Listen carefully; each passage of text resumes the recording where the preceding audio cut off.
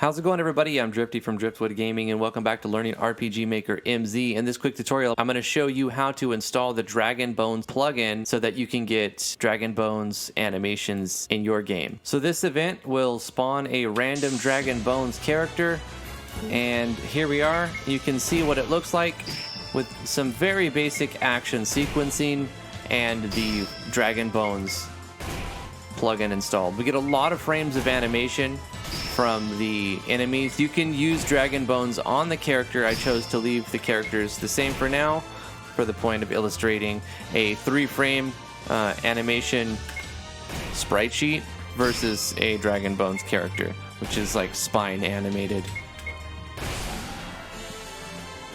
Let's look at another one really quickly. Much more fluid, looks much better. So if this is something that interests you, stick around and I'll show you how to do it. So you're going to need a few plugins for this. We'll click on the plugin manager. You'll need the Public 0 Dragonbones plugin, the Visustella MZ0 core engine, and the Visustella MZ2 Dragonbones union. I'm pretty sure you also need Visustella MZ1 battle core, but it doesn't actually say you do. Optionally, I would also at least put in the battle core because you can still select the default system through this one. Once you've got the plugins installed, I'll put links in the description so that you can get them to where you can find them. You'll need to add some note tags. So you're basically going to be replacing your enemy images, the SV enemies images, and the way that it's doing that is through plugin commands. So if you look inside the help file of that plugin, you can do it from right clicking right here. You'll see you have a bunch of note tags that lets you control the way that your animation is displayed, and it gives you full control. You have a lot of option here. But if you are lucky enough to get some dragon sprite animations from other people, they may have already made the code for you. So don't get too stressed out. I didn't actually write any of these. I got all of these from Akashix, which I paid $5 on Patreon and was able to download a whole bunch of Dragonbones animated sprites, which is fantastic. I've been a fan and a backer and supporter of Akashix for a long time now, and I really like the work that he puts in. You copy paste these settings and you put your settings on your enemies right here and you add them to a troop like a normal troop. We give them an icon just so we can see them when we add them to a troop and move them and position them around and whatnot. So you're gonna have to do some file management inside of your game. You're gonna need to add another folder called Dragonbones_assets. I've renamed mine to Dragonbones, and you can do that too, but if you do that, you have to change that inside this plugin parameter right here. So you may change the name of your folder.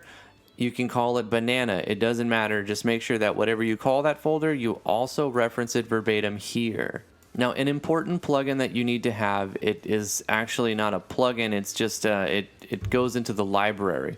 So inside of your game's JS libraries, you need to add the dragonbones.js. I'll put a link in the description. And the other plugins I mentioned will go into your JS plugins folder right here for them to appear on your plugin manager. Now, whatever you decided to call your Dragonbones assets folder, double click it. Inside of here, you're going to need 3 files for every Dragonbones character or enemy or whatever you use them for in the game. You're going to need a schematic, the texture, you're going to need the SKE file and the TEX files for the JSON and PNG. Each one of these will have these 3 files, and if you're lucky, or if you get these from Akashix, original artist will, or someone will have put in some code to optimize the way that this texture creature looks. This is instructions to the interpreter that helps it look right. And of course you can change all of this, it's up to you, but this is a nice copy paste. You put this in the note tags of that enemy. You should have 4 files per each. Once your Dragonbones assets folder